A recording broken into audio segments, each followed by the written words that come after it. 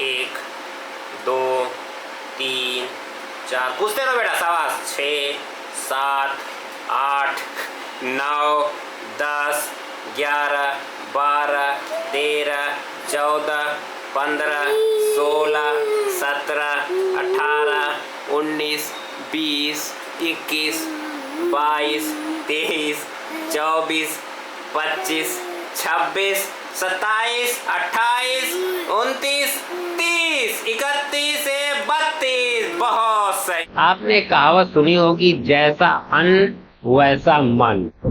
अब बात बिल्कुल सही है। हम क्या खाते हैं ये हमारे मन पे असर डालता है, लेकिन हम कैसे खाते हैं ये भी हमारे मन पे असर डालता है। खाना हमें अपने हाथों से खाना चाहिए और इन 5 उंगलियों का इस्तेमाल करना चाहिए, ऐसा हमारे आयुर्वेद में लिखा गया है।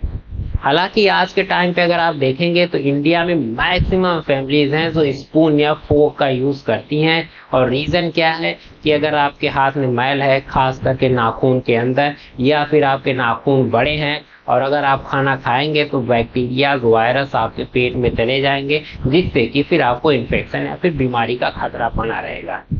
अब हालांकि वे बात भूल जाते हैं कि इंडिया में अगर आप हैं तो बिना हाथ का यूज किए खाना तो बन ही नहीं सकता है, तो वायरस तो ऑलरेडी उसमें चला गया है। खैर, मैं ये नहीं कह रहा हूँ कि स्पून का यूज करना गलत बात है, आप स्पून का यूज करिए। अगर खाना बहुत ही गर्म है और आपने हाथ डाल दिया तो जल जाएगा, लेकिन आप ये रीजन जरूर जान लीजिए कि आखिर हमारे पुराणों में ऐसा क्यों लिखा गया है कि हमको फिंगर्स का यूज करना चाहिए। देखिए, हम सब जानते हैं कि हमारी शरीर 5 एलिमेंट से मिलकर बनी है, अर्थ, फायर, एयर, ईथर और वाटर। और ये 5 उंगलियां इन्हीं 5 एलिमेंट को रिप्रेजेंट करती हैं। तो छोटी उंगली वाटर को रिप्रेजेंट करती है। तो अभी आपको ध्यान में आया कि जब आप क्लासरूम में आपको सुसु लगती थी तो आप एक उंगली दिखा देते, क्योंकि ये वाटर को रिप्रेजेंट करती है। जिसने भी बनाया होगा वो बड़ा समझदार रहा होगा। खैर, तो जब हम 5 उंगलियों से खाना खाते हैं तो ये सारे के सारे एलिमेंट उसमें इन्वॉल्व होते हैं, जिसकी वजह से आपको संतुष्टि जल्दी मिलती है। आप एक बार ट्राई करके देख लो, आप मुंह से खाओ और आप हाथ से खाओ, सेटिस्फैक्शन आपको ज्यादा मिलेगा जब आप हाथ से खाना खाएंगे। आप में से बहुत सारे लोग ये बात जानते होंगे कि खाना हमें फ्लोर पे बैठ के क्रॉस लेग पोजीशन में खाना चाहिए, यानी सुखासना में बैठ के। लेकिन आपको शायद इसके एडवांटेज नहीं पता है कि अगर आप ऐसा करेंगे तो आपको क्या मिलेगा। फ्लोर पे बैठ के खाना अपने आप में ही एक एक्सरसाइज है, क्योंकि इसमें बहुत सारी मसल्स इन्वॉल्व रहती हैं। सबसे पहले तो आपकी लोअर बैक, क्योंकि जब आप फ्लोर पे बैठेंगे तो आपका पूरा पोस्टीरियर टाइट रहता है, जिसकी वजह से हमारी लोअर बैक को स्ट्रेंथ मिलती है, वो और मजबूत होती है। हाँ, तो आप खाना रहे हैं लेकिन मजबूत आपकी लोअर बैक हो रही है। अच्छा, जब हम क्रॉस लेग में बैठते हैं तो हमारे हिप जॉइंट्स खुल जाते हैं। अब इसका फायदा क्या होता है कि आपको नी पेन नहीं होगा।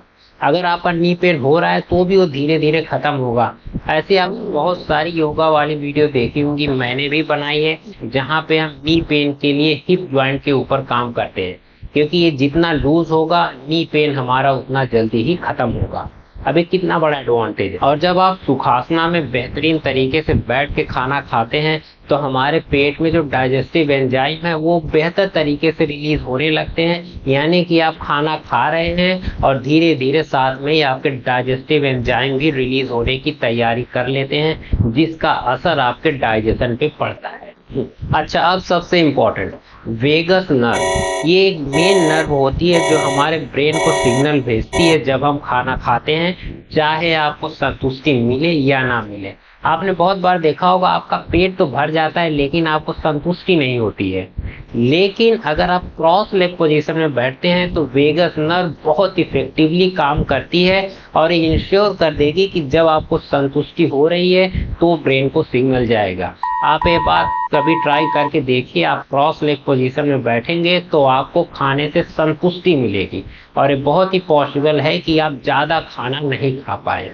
ये आप ट्राई करके देखिए, ये बिल्कुल प्रूवन और टेस्टेड है। अगर कभी आपने गौर किया हो कि जब हम नारियल को मिक्सी में पीसते हैं, पीसने से पहले हम उसको छोटा छोटा काट लेते हैं ताकि मिक्सी में बिल्कुल फाइन पेस्ट बन के निकले। तो सेम काम हमको अपने साथ में करना होता है। जब हम खाना खाते हैं तो हमें उसे बहुत अच्छे से च्यू करना चाहिए, बिल्कुल बारीक कर देना चाहिए, ताकि जब वो मिक्सी में जाए तो वो आराम से बिल्कुल पच जाए, कोई दिक्कत नहीं हो। हम सब जानते हैं कि हमारे मुंह में जो सलाइवा होता है वो एक्चुअली उसके अंदर बहुत सारे एंजाइम्स होते हैं जो हमारे फूड को मुंह में ही ब्रेक डाउन करते हैं। तो अगर हमने बहुत अच्छे से च्यू कर लिया है तो वो बिल्कुल आराम से पच जाएगा। और इसका फायदा क्या होगा, सबसे पहला तो आपको कॉन्स्टिपेशन नहीं होगा, कब्ज की कोई शिकायत ही नहीं रहेगी जब खाना आराम से पच जाएगा। और दूसरा, आप ज्यादा खाना खा ही नहीं पाएंगे। ये जो लोग आजकल फैट लॉस के चक्कर में परेशान रहते हैं ना, बस वो च्यू अच्छे से कर ले, इससे काफी सारी फैट तो ऐसे ही खत्म हो जाएगी। आप एक रोटी ले और उसको खूब आराम से च्यू करें, देखें आपको अपने आप संतुष्टि मिल जाएगी। पर बात ये आती है कि कितनी बार च्यू करें। एक बाइट को 32 टाइम्स आपको च्यू करना है। अब ये बात मुझे मेरे वार्डन ने बोली थी जब मैं हॉस्टल में रहता था, लेकिन अगर आज आप रिसर्च आर्टिकल को पढ़ेंगे तो बेतहासा स्टडीज हुई हैं और घुमा फिरा के सब एक बात बोलते हैं कि ऑन एन एवरेज 32 टाइम्स आपको एक बाइट को च्यू करना है। अब हालांकि आप रसगुल्ला खा रहे हैं तो ऐसा नहीं होगा कि आप 32 बार उसको च्यू करें, लेकिन on an average 32 times chew करना इज गुड फॉर हेल्थ। अब देखिए, माइंडफुल ईटिंग के बारे में शायद मुझे बताने की कोई जरूरत नहीं है।